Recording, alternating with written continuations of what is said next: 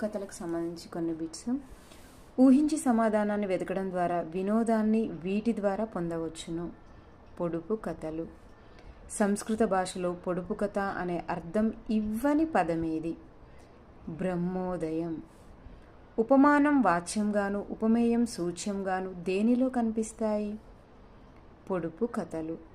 విద్యార్థులకు మెదడుకు మేత లాంటివి పొడుపు కథలు. పొడుపు కథలకు ప్రాణం వంటిది నిగూఢత. 3 మూరల తోటలోన 6 మూరల కాయగాసే, అడుగులేని దొంగ వచ్చే, తొడిమలేని తెంపు దెంపే. ఈ పొడుపు కథ ఎవరి విధులు స్ఫురణకు వస్తాయి? యముడు. రిడిల్ అనగా ఆంగ్లంలో పొడుపు కథ అని అర్థం. 3 ముగిసే కథ పొడుపు కథ.